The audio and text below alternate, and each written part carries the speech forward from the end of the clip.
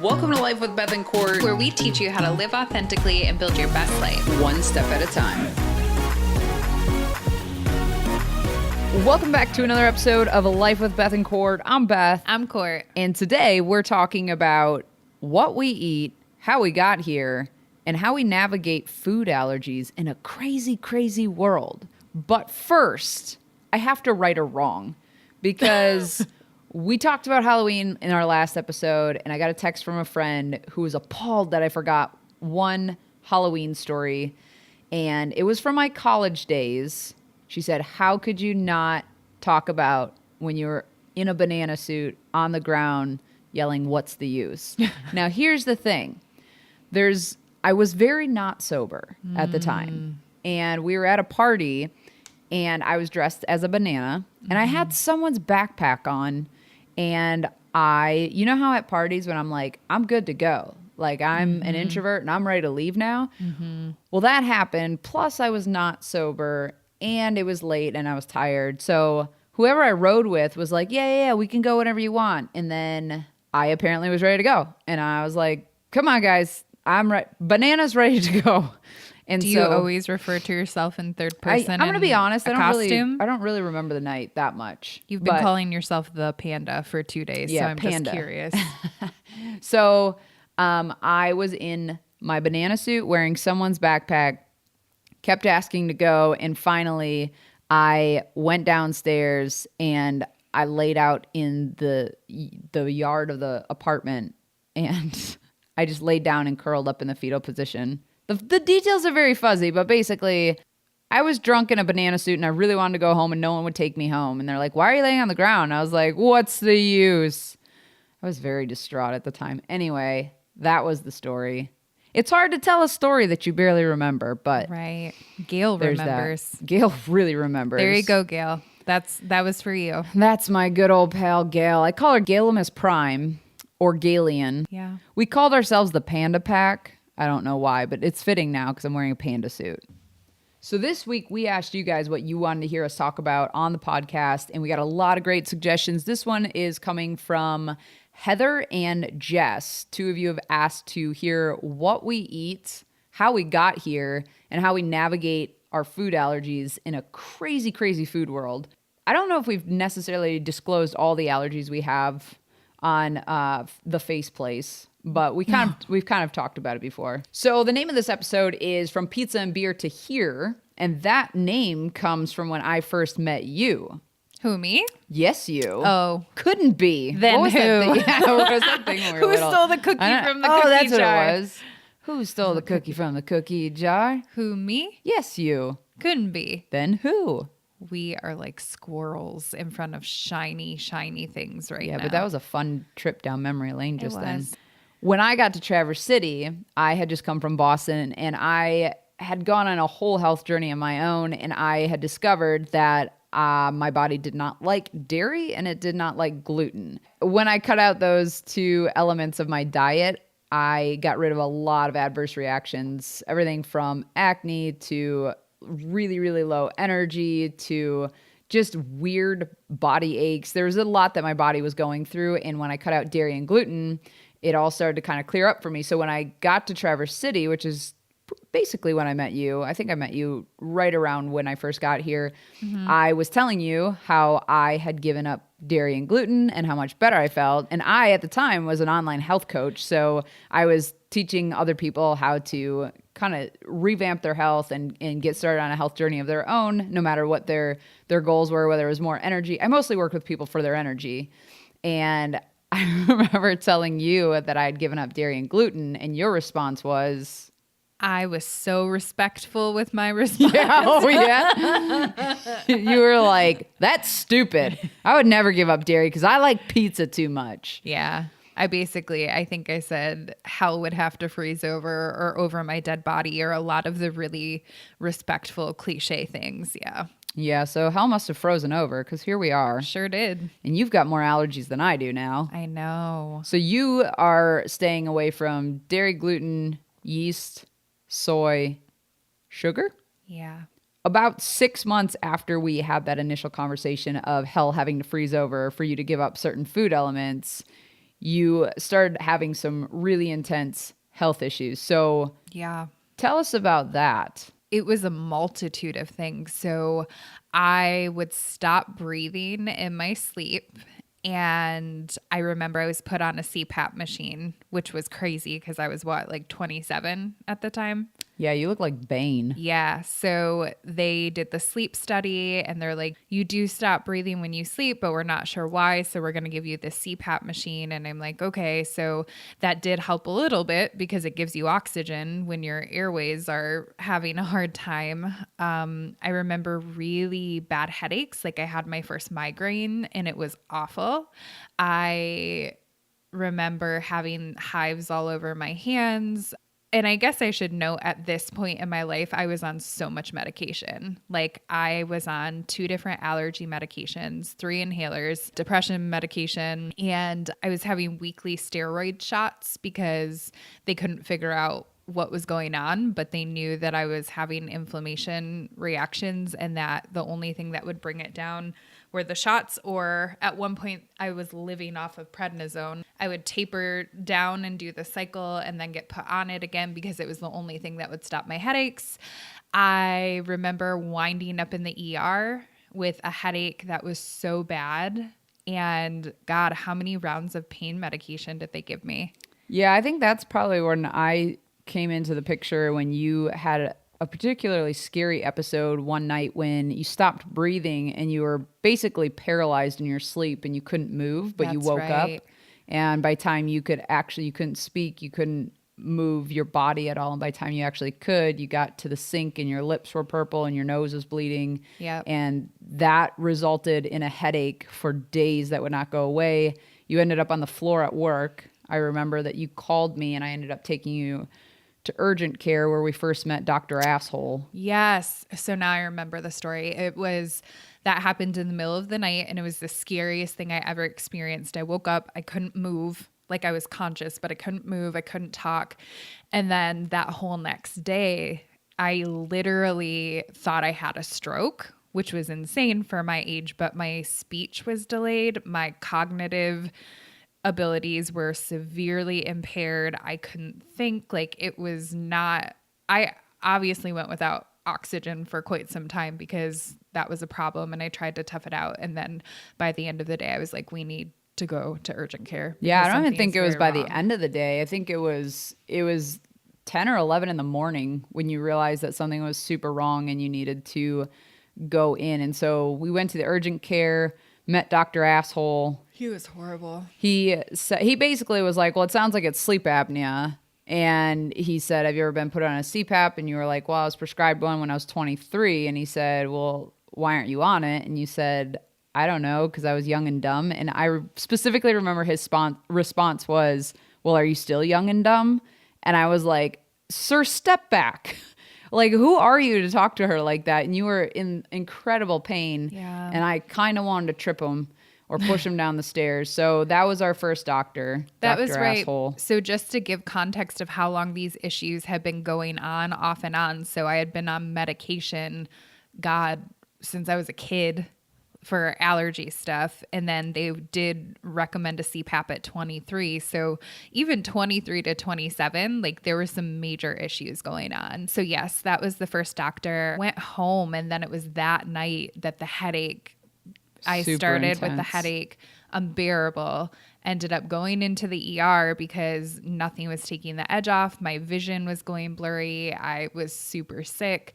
And that was when they gave me high doses of pain medication. Yeah. Well, according to you. Yeah, I was a little you were checked gone. out. Yeah.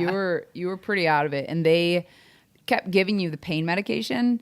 And the crazy thing is that even though you were on the pain medication, you were super loopy, but you kept saying, they won't give me any medicine. My head hurts so bad. And so you were super out of it, but you still knew that your head was that pounding bad that on bad. pain medication. And then you couldn't see the light at all. So I had covered your face with a sweatshirt that we had with us, and that doctor whipped open the curtain and the lights were like blaring from the nurse's station. And I remember you wincing, and she kind of yanked the jacket away and like tapped your forehead and was like, does this hurt? And I was like, whoa.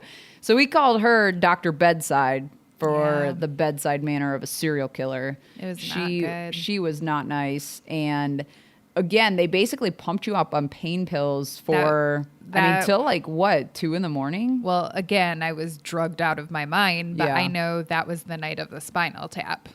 Oh yeah, I felt horrible for that. Yeah, I But- think they asked you. I remember bits and pieces, but I do remember that because they made me bend over in a weird position and they made you leave the room and you said you could hear me like scream out in pain. Yeah.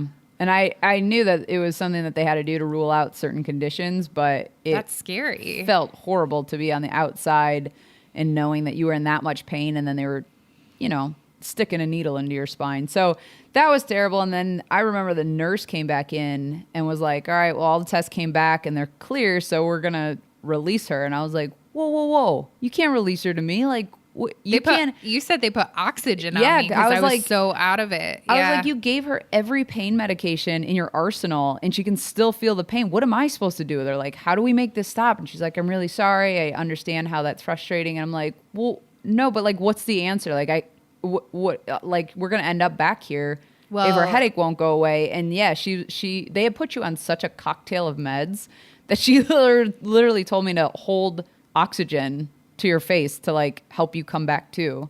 So the walk away from that's when they scheduled the MRI because they thought like at that point they couldn't figure out why my head was hurting so bad and they couldn't see anything with the tools they had. So basically they're like, yeah, you're going to have to get an MRI to rule out a brain tumor. And I'm like, cool, that's really fun. So then you got the MRI. Yep, which was so freaking scary. And then your follow-up appointment was with Dr. We Like You. Yeah, we did like Dr. We Like You. We named all the doctors based on how we felt. Yeah, so my follow-up appointment was with Dr. We Like You, and he told me the results were clear, and he was the first one that could explain to me what happened when we were talking about sleep paralysis. We can call it that now because he was the one that taught us what that meant, but at the time I didn't know, so I described it to him, and he's like, yes, that's stage 2 sleep paralysis, and he explained what that was, and then he was the one that looked at my medical history and said, okay, we know that steroids are working, so like let's get you on that right away. Let's do a prednisone taper. That way you're at least comfortable while we figure this out. And I remember you saying at one point, like, it's got to be inflammation. Like steroids bring down inflammation. It's got to be inflammation. Then after I did 2 rounds of prednisone with him, I tapered off and then I went back on because the headaches came back and were horrible and I couldn't breathe. And at that point, he said what you said. And he's like, I really think this is an inflammation issue and you need to get allergy testing done.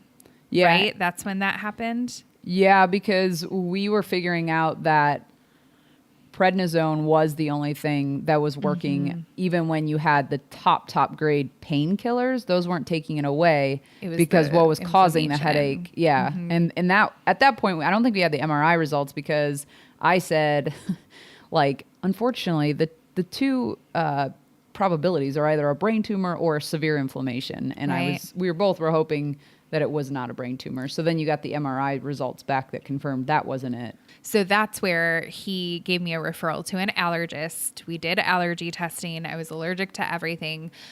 Rode that wave for a while. But what really changed my life was when I started doing nutrition response testing with Dr. Jenna from Big Beautiful Life. I went to her because I was tired of being medicated all the time. And at that point, I was getting weekly steroid shots. I was told when I come in from outside, I need to take my clothes off, put them in a bag, take a shower. Like, it was madness. And I had to as well. They said if I anyone was who was around touching me, grass, I had to couldn't go outside for more than 5 minutes. Like, that whole summer, I was inside because my reactions were so severe. And you were supposed to wear a mask too when you're Yeah, outside. Yep. So fast forward, I went to see Dr. Jenna, and she's the one that taught me about nutrition response testing, which other terminology for that is muscle testing. So she basically painted this picture of how Western medicine is the Band-Aid. So the medicine I was taking was helping with the symptoms, but it wasn't fixing the problem. And she introduced me to muscle testing, which then told me in real time what the problems were and what was causing it and how to get rid of it. So that is the long version of how I ended up where I am today, because she did her testing and said, these are all of the things that are making your body inflamed. And the reason you're showing up allergic to everything is because your body's not functioning properly. It's not detoxing the things out. Like all of the allergens are coming in and staying stuck there. And I thought she was crazy as hell. Like, yeah. I was like, where'd you come from, voodoo sister? Like, what village did you walk out of? Which was very judgmental and rude. I will own that. But at the same time, it was life-changing. I went from being in the hospital and being misdiagnosed. I had so many misdiagnoses, and truthfully, really what it was were food allergies. Yeah, for sure. And there's a lot of ways that food allergies show up that people don't necessarily associate, because there's like, oh, well, I don't have acne and I don't have headaches, so therefore I'm probably fine. Or I don't have stabbing sharp pains when I eat gluten, so therefore I'm fine. But when I had first started exploring food allergies and thinking maybe like what I was eating was causing all my troubles, I had met a friend of mine, and her husband had struggled with psoriasis for his entire life, and he had tried all of the treatments. Nothing worked. The shots didn't work. The creams didn't work. Nothing worked. And then he cut out gluten, and within 3 weeks, all of his psoriasis was gone. And then if he had gluten again, within 3 days, he was full of psoriasis patches again. And so that was the first time that I was like, wait, gluten can show up like that? And she's like, yeah, absolutely. And we've seen that with your hands. That's a symptom that I've never seen before. And I know that you've been misdiagnosed since childhood with eczema. I was like 5 years, 5 years old. So it's interesting because I know my body well enough. 2.5 years later into this journey, I know what will cause what reaction. The most common one I know is brain fog, which seems really nebulous and like, how can you determine whether that is actually a thing? Well, I will tell you how. Courtney feels smart. Courtney eats gluten. Courtney can't form sentences, or she feels like there's fogginess in her brain. Like, it's a very real thing. And once you become in tuned with your body, you notice the difference very clearly. And I think that's the difference, though, is that when we had met, you had the symptoms that the adverse reactions that, let's say, I had started to notice in my body. Right. But you weren't necessarily in tune with your body. And so you didn't understand that it wasn't normal to have sharp pains after eating things. It wasn't normal to have gas and bloating after eating dairy. It wasn't normal to But I thought that sleepy. was normal because that had been my whole life. Right. Sleepy is another one. Yeah, sleepy after a meal. Because I'm thinking like headaches are more predominant. And what was the other one? Acne. I don't think people know that.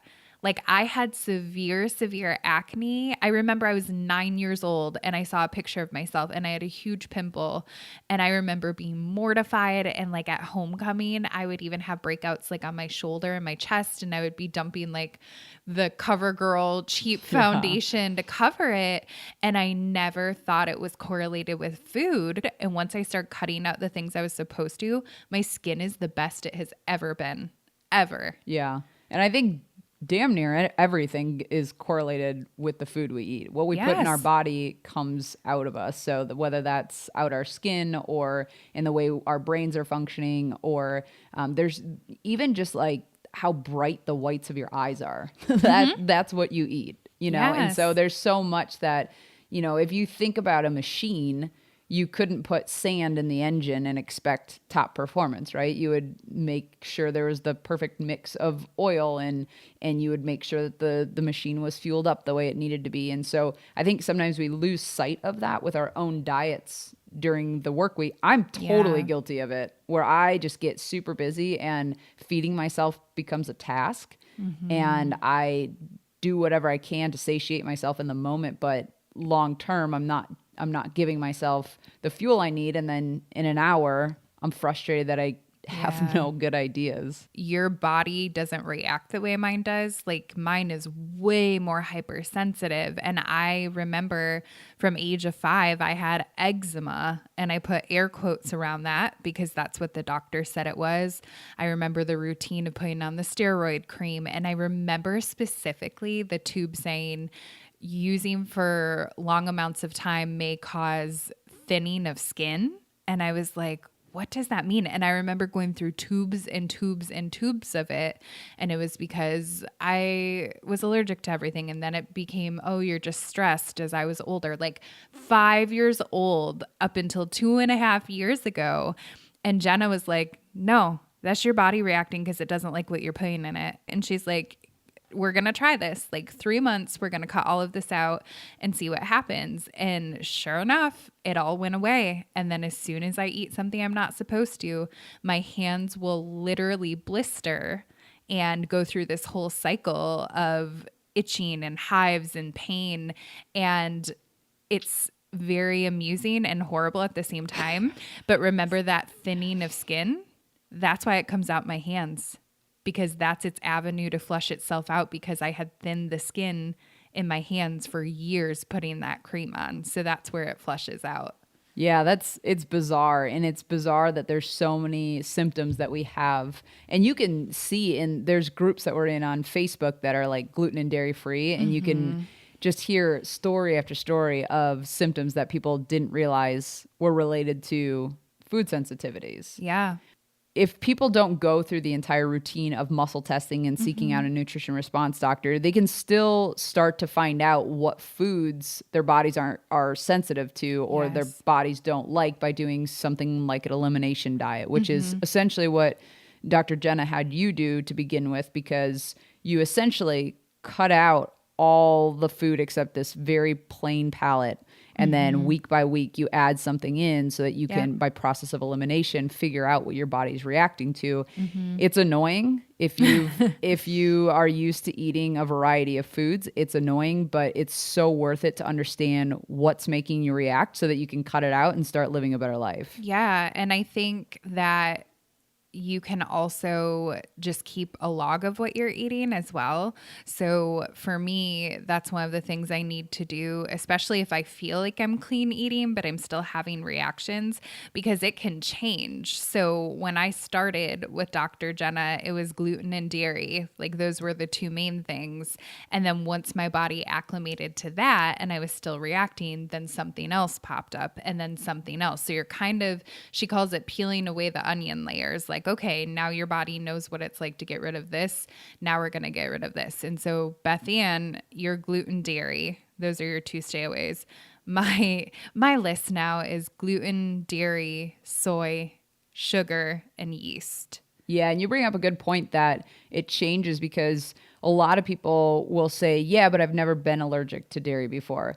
You don't have to be. Like, your body changes over the years, and there might be something that you never used to react to and now you do react to, which is why, like, you're suggesting a food journal is really important, because you can look back and see, because sometimes we don't consciously eat something, or like we discovered some of it's seasoning where you think that you're just putting, garlic, it's salt. Yeah, it's seasoning. It can't be bad for me. But then you look at the additives in just seasoning, and they added extra sugar and they added guar gum, and they add different things that you might not realize, but your body might be reacting to. And it's taken us a long time to understand nutrition and what our bodies need. And nutrition is such a vast topic, and it's very confusing because everyone has a diet and stay away from this and add more of this and whatnot. But ideally, the easiest way to put together meals rather than trying to overcomplicate it is have a vegetable, have a fruit, and have a protein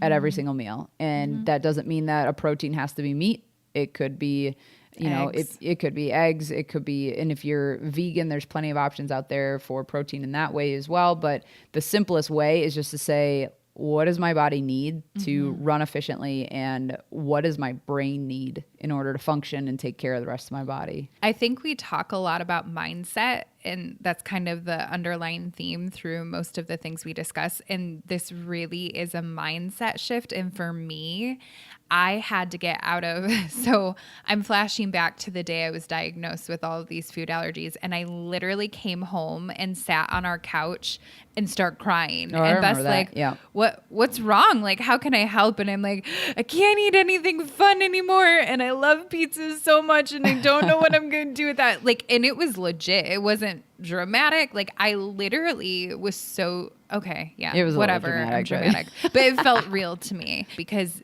that was my relationship with food. For me, it was like I earned it. It feels good. Like it's a feel good thing. I love the way it tastes.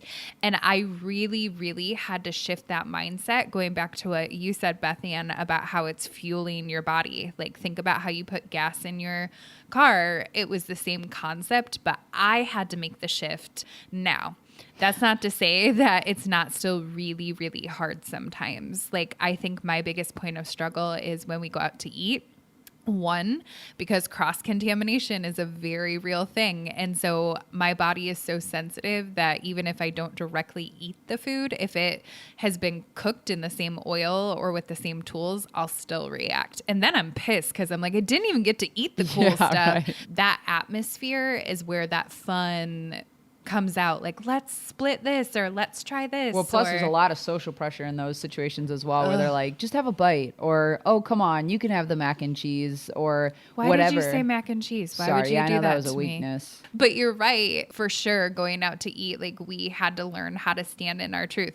And I'm not gonna lie, there are days where I'm so happy to share this information and like explain to them and have a conversation. And on some days when I don't have the energy, I just show them my hands and they go, That's true. That's and they're like, true. why are you exploding from the inside out? And why I'm do like, you have the stigmata on your hands? Yeah. And I'm like, because this is what happened the last time I took a bite. And that was a week ago. Yeah. And that's something that I kind of had to learn a long time ago when I started out caring what I was eating because I was training for a sport and I was very careful about what I put in my body.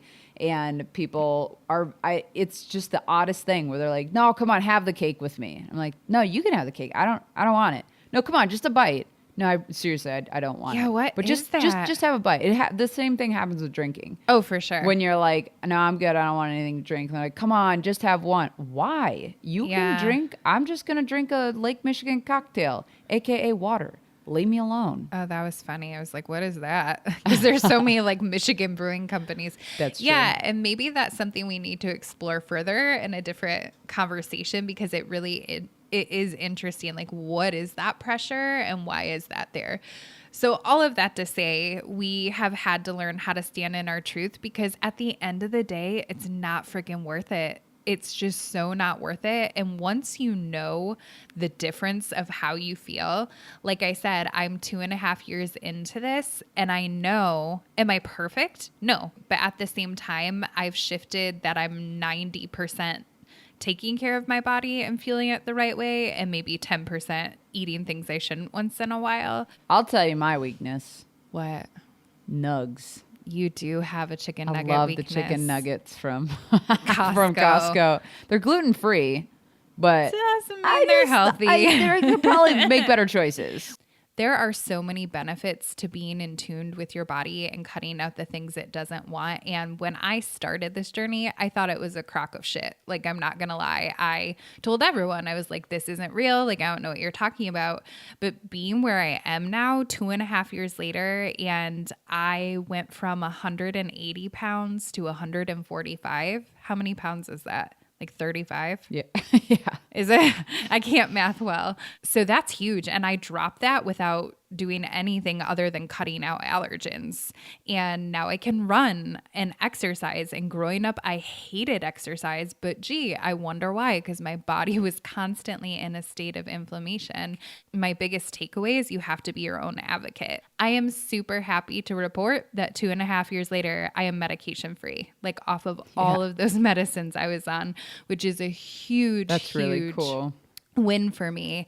And I do take natural supplements, which is part of the healing process. Once you eliminate the foods you shouldn't take and then you heal your body with whole food supplements. So just learning how powerful food is was a really interesting concept as well. Well, one of the things that I always used to talk to people about is, it took you years and many, many meals to get to where you are. So don't expect to eat a salad and suddenly the Right. world is better. If you're having any of the symptoms that we kind of described, like the headaches, the brain fog, extreme fatigue, eczema, psoriasis, any of these conditions that are kind of nebulous and unexplainable, nothing's really making them better, the traditional treatments aren't doing anything for you, or you're having to be on loads of medication to even subdue the symptoms, really look into finding the root cause of what's happening in your body, and take a look at your food, take a look at your water intake, take a look at your alcohol intake. There's a whole lot that you can look at and kind of dial in on your nutrition and what you're putting into your body. And so some of those ways that you can start to do that even before you reach out to someone like a nutrition response doctor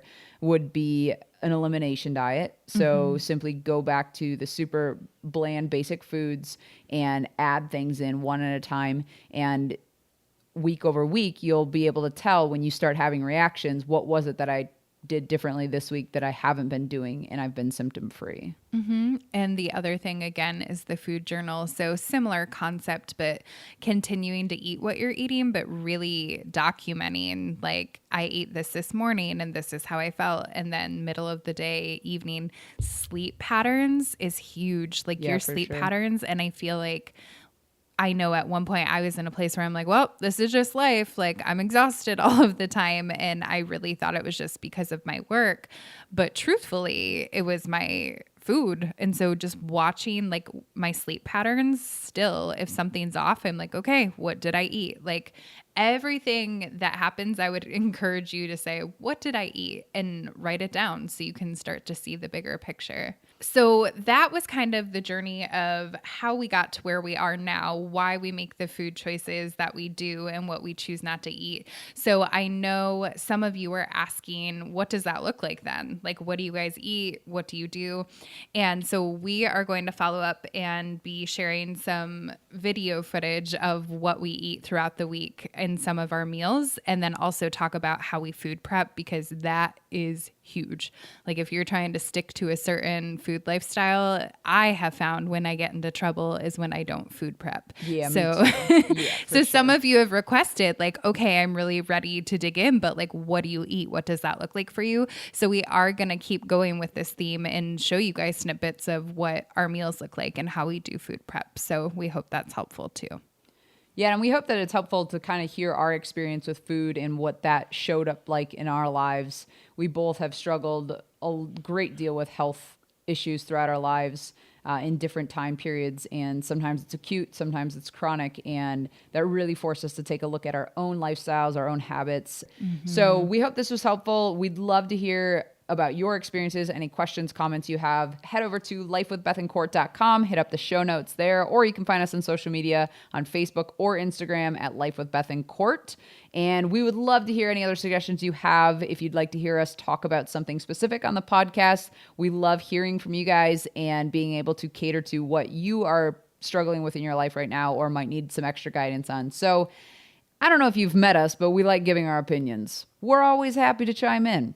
Thanks for hanging out with us for another episode. And until next week, keep building your best life. Bye, guys.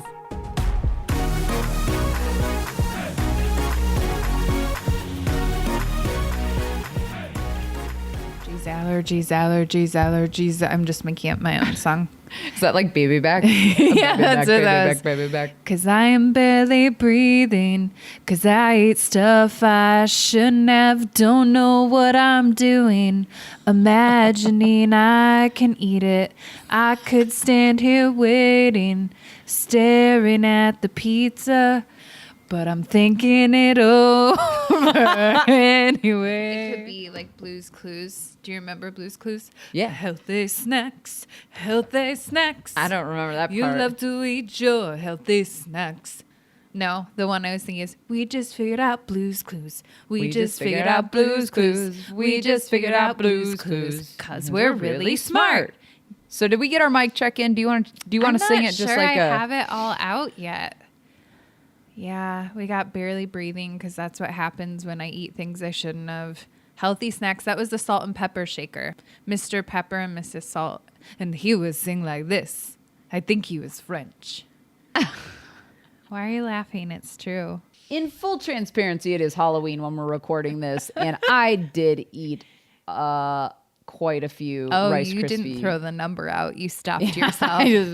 I ate like 8 little Rice Krispie. They're like literally bites, though. You don't they're have to tiny little justify bites. yourself to I anyone. mean, I kind of feel like I do. I think you're feeling guilty yourself. You have to like feeling talk brain fog yourself is what I'm through feeling. it. This is real time brain frog.